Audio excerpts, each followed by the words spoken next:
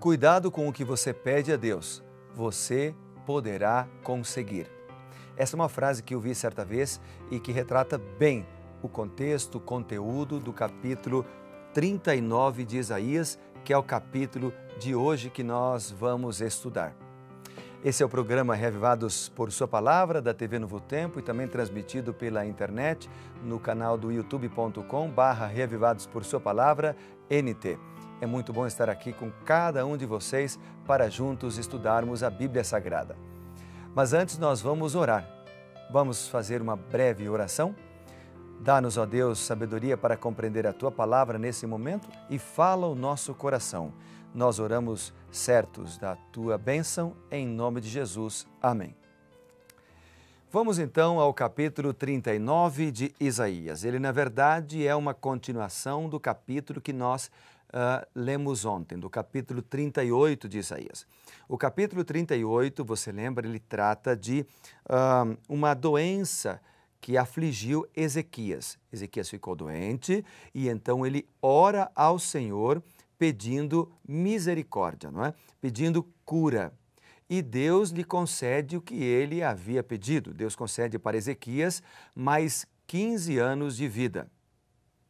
Por que eu comecei hoje o programa com essa frase? Cuidado com o que você pede a Deus, porque você poderá conseguir.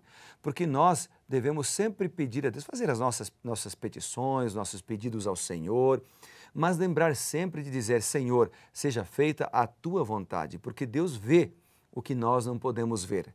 Ele sabe daquilo que nós não sabemos e Ele conhece o que é melhor para nós, assim como um pai e uma mãe sabem o que é melhor para os seus filhos pequenos e eles não conseguem ver o que os seus pais veem, os riscos, os perigos, não é? Então, nesse momento, eu quero levar você a meditar um pouquinho no capítulo 39 de Isaías e a sua mensagem. Vamos ler o capítulo todo, então, para pegar todo o contexto? Diz assim a Bíblia. Nesse tempo, Merodach-Baladã, filho de Baladã, rei da Babilônia, enviou cartas e um presente a Ezequias, porque soube que ele estivera doente e já tinha convalescido. Ezequias se agradou disso e mostrou aos mensageiros a casa do seu tesouro, a prata, o ouro, as especiarias, os óleos finos, todo o seu arsenal e tudo que se achava nos seus tesouros. Não houve nenhuma coisa em sua casa, nem em todo o seu domínio, que Ezequias não lhe mostrasse. Continuando o texto. Então, Isaías, o profeta, veio ao rei Ezequias e lhe disse, o que foi que aqueles homens disseram e de onde vieram a ti? Respondeu Ezequias, vieram de uma terra longínqua, vieram a mim de Babilônia. Perguntou ele, o que viram em tua casa? Respondeu Ezequias, viram tudo quanto há em minha casa, coisa nenhuma há nos meus tesouros que não lhe mostrasse. Então Isaías disse a Ezequias, ouve a palavra do Senhor dos Exércitos, eis que virão dias em que tudo quanto houver em tua casa, com que entesouraram teus pais até o dia de hoje, será levado para a Babilônia. Não ficará coisa alguma, disse o Senhor. Dos teus próprios filhos que tu gerares, tomarão para que sejam eunucos no palácio do rei da Babilônia. Então disse Ezequias a Isaías, boa é a palavra do Senhor que disseste, pois pensava haver a paz e segurança nos meus dias. Eu destaquei algumas coisas neste capítulo 39. Por exemplo, quando os mensageiros de Babilônia foram enviados para Ezequias, ao invés de Ezequias mostrar as obras de Deus na sua vida, que Deus o havia curado, que Deus estava com ele, que Deus é grande, que ele adorava um Deus que está acima de todos os demais deuses de todas as outras nações, por isso ele era vitorioso, por isso ele estava vivo. Ao invés de exaltar o nome de Deus, Ezequias exalta o próprio nome. Aliás, o nome de Deus nem aparece no capítulo 39, é como se Ezequias esquecesse de Deus. Sabe o que me ensina isso? Me ensina que as glórias do passado não garantem o futuro, o sucesso do futuro. Ou seja, cada dia é único para Deus. Nós precisamos reconhecer a Deus como dono de tudo, como aquele que nos dá todos os bens, todas as coisas, porque tudo vem das mãos dele. Isso está escrito na Bíblia, por exemplo, lá em Deuteronômio, no capítulo 8, versos 17 a 19. Eu quero até ler com você. Vamos ler juntos o que está escrito lá? Deuteronômio, capítulo 8, o versículo 17.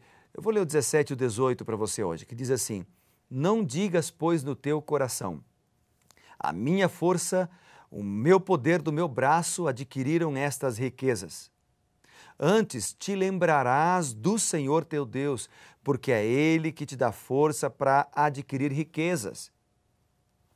E parece que foi isso que Ezequias esqueceu. Todos esses mensageiros de Babilônia foram a Ezequias para saber o que havia acontecido com ele e tal, e Ezequias não mostrou o seu Deus, não falou do seu Deus, perdeu a oportunidade de testemunhar e falou apenas de si mesmo, do quanto ele tinha, dos bens que ele tinha, das coisas que ele havia conquistado. E aí foi o grande erro de Ezequias. Há um texto do comentário bíblico adventista que eu gostaria de ler para você, que diz assim: Ezequias se envaideceu com essa inesperada atenção de um rei de Babilônia. Recebeu bem os convidados enviados babilônicos, como aliados e amigos, sem imaginar que em pouco tempo Babilônia tomaria o lugar da Síria como o grande poder do Oriente e que um dos seus reis dominaria e conquistaria Judá. Esses mesmos enviados que foram até Ezequias, eles viram o tesouro que Ezequias tinha, levaram essa informação para o rei da Babilônia, que depois tornou-se o supremo rei do Oriente, e esse então invadiu Judá e a destruiu devido aos seus pecados e devido a ele ter se afastado dos caminhos do Senhor. Portanto, nós não podemos perder a oportunidade que Deus nos dá cada dia, cada instante, de testemunhar do seu nome maravilhoso. Outro destaque que eu dou aqui lendo essa leitura é que nós não podemos saber do futuro. Não podemos, porque o futuro não chegou ainda. Podemos fazer planos, é bem verdade, e devemos nos planejar. Mas os detalhes, as minúcias do dia de amanhã pertencem a Deus. O ontem já é história. Por isso há um apelo na Bíblia para que cada dia nós vivamos de maneira íntegra ao lado de Deus e para que nós aceitemos aquilo que Deus, a maneira como Deus conduz a nossa vida. Eu me lembro, inclusive, de 2 versos da Bíblia, porque tudo que nós fazemos deve ser para glorificar o nome de Deus. Então, por exemplo, lá em 1 Coríntios, no capítulo 10 e o versículo 31, nos diz assim que tudo que nós fazemos, seja comida, seja bebida, qualquer coisa deve ser feita para honrar e glorificar o nome de Deus. E Hebreus, no capítulo 3, por exemplo, faz vários apelos para que essa glória a Deus seja dada diariamente, no dia de hoje, para que não deixemos para amanhã o que pode ser feito hoje. Então, Paulo diz, por exemplo, lá em Hebreus, no capítulo 3, ele diz várias vezes isto. Quer ver? Vamos ler juntos o que ele diz ali. Hebreus, capítulo 3, o versículo 7, por exemplo. A Bíblia diz: assim como diz o Espírito Santo, hoje, se ouvirdes a sua voz, não endureçais o coração. Isso se repete no verso 13, quando diz: pelo contrário, exortai-vos mutuamente cada dia durante o tempo que se chama hoje, a fim de que nenhum de vós seja endurecido pelo engano do pecado. No versículo 15, ele diz: hoje, se ouvirdes a sua voz, não endureçais o vosso coração. Isso se repete depois do capítulo 4 e o verso 7. Há várias ocasiões em que Deus apela para o hoje. Hoje é o dia de entregarmos a vida ao Senhor, hoje é o dia de nos consagrarmos, hoje é o dia de vivermos uma vida íntegra e inteira, sermos inteiramente do Senhor. Hoje é o dia de buscarmos a Deus em oração e através da Bíblia. Hoje é o dia de glorificarmos o Senhor. Então, Ezequias esqueceu disto. Nessa visita que ele recebeu dos mensageiros de Babilônia, ele olhou para si mesmo e não olhou para Deus. Que tragédia nós vemos aqui no capítulo 39. Ele falhou em testemunhar. E a falha em aproveitar a oportunidade de testemunhar do Deus verdadeiro mostrou no coração de Ezequias, aqui no capítulo 39, ingratidão pela bênção que ele havia recebido, a bênção da saúde, no capítulo anterior, no capítulo 38. Porque agora era o momento de ele agradecer a Deus. Nós agradecemos a Deus quando nós falamos para as outras pessoas daquilo que Deus fez ou tem feito na nossa vida. o perdão que Ele tem nos concedido, a misericórdia que Ele tem estendido para cada um de nós, não é? Como Ele nos tirou das trevas para a luz, como Ele tem nos dado o conhecimento da Sua palavra. Então, quando nós deixamos transbordar, né, o copo das bênçãos que Deus nos concede, quando nós falamos para as pessoas daquilo que Deus tem nos concedido, nós estamos sendo, de certa forma, gratos a Deus, agradecidos ao Senhor. Esse capítulo, portanto, o capítulo 39, nos ensina muito mesmo.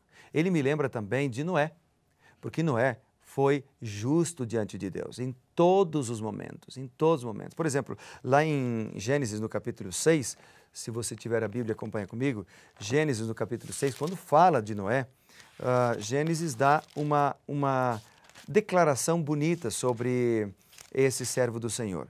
Gênesis diz o seguinte, capítulo 6 e o versículo 8 e 9, diz a Bíblia, Noé achou graça diante do Senhor. Eis a história de Noé. Noé era um homem justo e era um homem íntegro entre os seus contemporâneos. Por quê? Porque Noé andava com Deus. Portanto, Noé não só andava com Deus no momento de oração. Noé era um homem justo, era um homem íntegro, porque em todos os momentos ele andava com o Senhor. Noé vivia uma vida de dedicação a Deus. Noé andava com o Senhor todos os dias. Bom, e eu termino essa minha apresentação mencionando o versículo 4 do capítulo 39, onde diz aqui, que viram em tua casa? Veja, Isaías disse, o que esses mensageiros viram em tua casa? E hoje, os anjos que vêm até a sua casa também lhe perguntam, o que eles veem na tua casa? A pergunta minha é, o que os anjos veem na tua casa? Eles veem pessoas que se amam, eles veem cooperação mútua, eles veem gente que ora, eles veem pessoas que se respeitam, eles veem pessoas que leem a Bíblia, eles veem pessoas que adoram a Deus juntas? Ou eles veem pessoas que se odeiam, eles veem discórdia, eles veem falta de compreensão, eles veem orgulho, eles veem vaidade, eles veem uma Bíblia fechada? O que os anjos veem na tua casa? Espero que eles tenham visto a cada dia o amor de Deus sendo manifesto. E eu quero orar por isso, por você, nesse momento. Senhor Deus, abençoe para que em nossa casa possa reinar o amor, a misericórdia, a paz e o perdão. Abençoa-nos para isso, em nome de Jesus. Amém. Que Deus te abençoe, seja reavivado por sua palavra.